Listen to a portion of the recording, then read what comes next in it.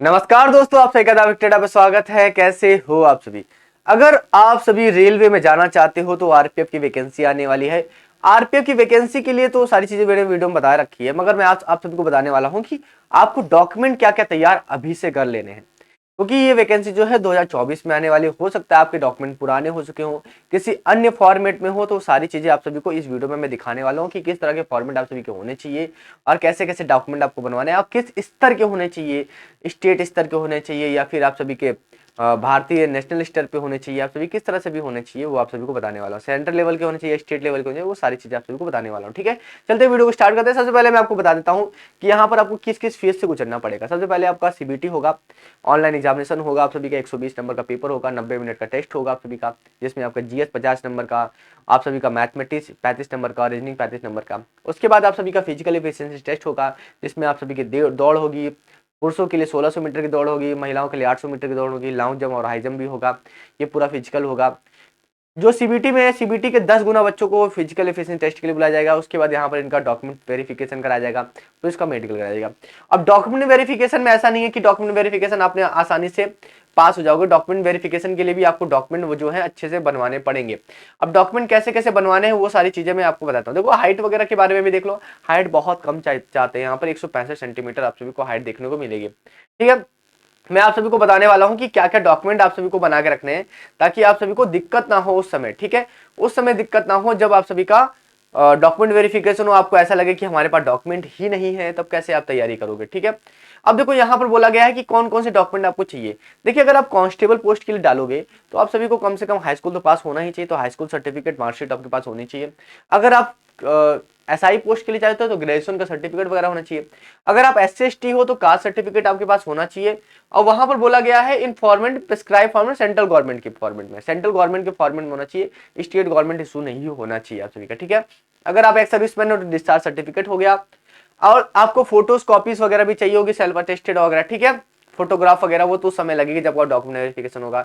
Domicile certificate applicable होगा तो मतलब वैसे तो अप्लीकेबल नहीं होता है, मगर फिर भी मैं आप सभी से कहूंगा कि डोमिसाइल सर्टिफिकेट बनवा कर रख लेना। जरूरी नहीं है, काम नहीं आएगा, वैसे बनवा के रख लेना। ठीक है, और ईडब्ल्यू सर्टिफिकेट आपको बनवा के रख लेना। ठीक है, अब मैं आप सभी को इसका फॉर्मेट दिखा देता हूँ, इसका फॉर्मेट कैसे होने वाला है, तो ताकि थोड़े और चीजें आप सभी को क्लियर हो जाए। ठीक है, फॉर्मेट कैसा रहेगा आप सभी को। ठीक है, यहाँ पर अभी फॉर्मेट दिखेगा आप सभी को। देखो, ये कास्ट सर्टिफिकेट का फॉर्मूला, कास्ट सर्टिफिकेट मैं आप सभी को ये जो फॉर्मेट है ना टेलीग्राम पे आपको प्रोवाइड कर दूंगा। ठीक है, यहाँ पर आप सभी का कास्ट सर्टिफिकेट का ये फॉर्मेट पूरा पूरा यहाँ पर दिया गया है। यहाँ पर शेड्यूल कास्ट और शेड्यूल ट्राइब या SC/ST कास्ट सर्टिफिकेट यहाँ पर दिया गया है। कास्ट सर्टिफिकेट के बारे में ये पूरा इसका फॉर्मेट होता है। इस फॉर्मेट के आधार पे आप सभी का पूरा पूरा होना चाहिए। और मैं बता दूं, रेलवे का जो डॉक्यूमेंट वेरिफिकेशन होता है बहुत अच्छे से होता है, बहुत बारीकी से चेक किया जाता है। मेरा खुद डॉक्यूमेंट वेरिफिकेशन करा रखा है LP का, तो बहुत बारीकी से यहाँ पर चेक किया जाता है, तो आप सभी को बहुत अच्छे से देखना है। उसके बाद यहाँ पर आप अगर आप देखेंगे तो ये कास्ट सर्टिफिकेट OBC के लिए कास्ट सर्टिफिकेट है।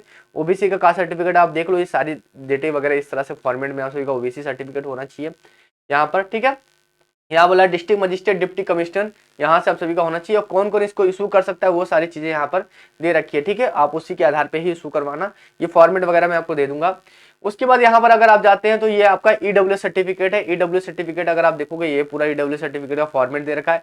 आपको इसी फॉर्मेट में बनवा कर लेके जाना है। आप सभी ये मत सोचना कि आपको कोई भी फॉर्मेट चल जाएगा, बाद में आपको दिक्कत हो जाती है। ठीक है, उसके बाद यहाँ पर ये क्या है, ये आप सबका मिनॉरिटी कैंडिडेट के लिए है। ठीक है, इसके लिए आपके लिए नहीं होगा।